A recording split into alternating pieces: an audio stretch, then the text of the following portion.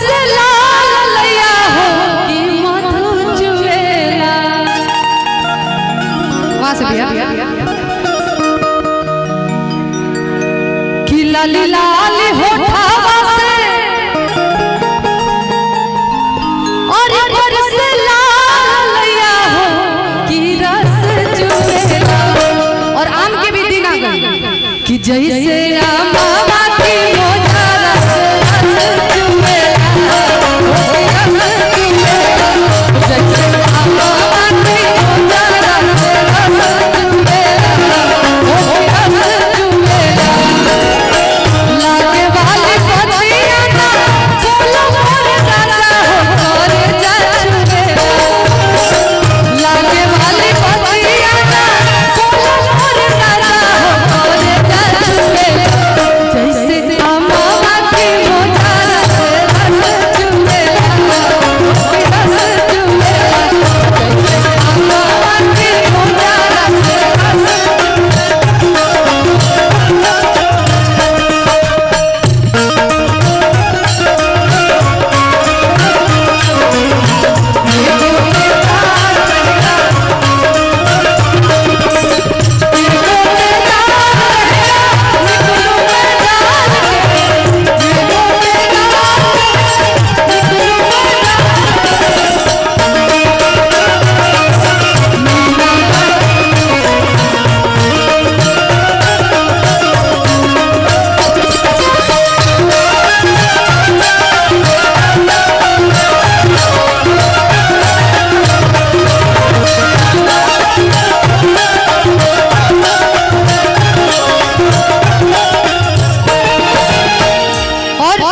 मुझे कब लगेगा अच्छा कि आप सभी को अच्छा लग रहा है। आप सभी लोग थोड़ा सा ध्यान मेरे तरफ बनाए रखें और मीठी मीठी ताली का संकेत चाहिए मुझे, बाकी कुछ नहीं चाहिए। आप सभी का प्यार रहेगा तो कलाकार जीवन में बहुत कुछ कर सकता है।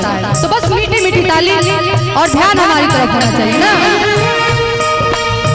भागेलू तो हमके बोलावेला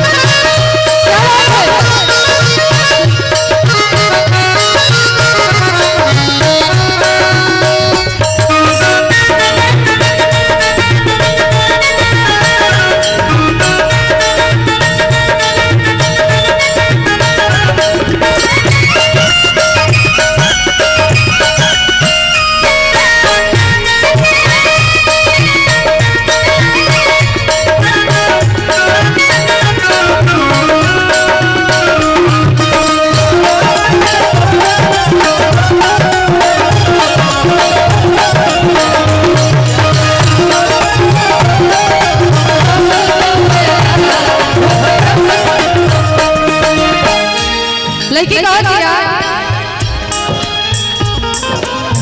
घूमी घूमी देखो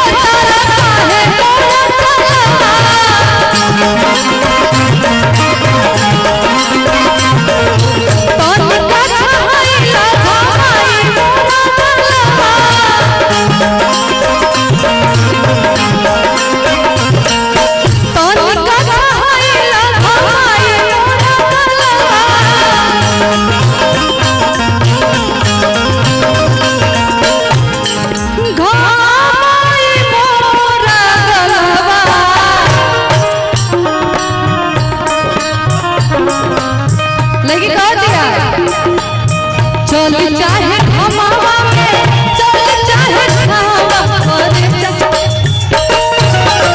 चल चाहे हमावा में चल चाहे छावा में लड़की कह दिया कि चली चाहे घमवा में चली चाहे छावा में तोरा का दिक्कत बा कि चली चाहे घमवा में और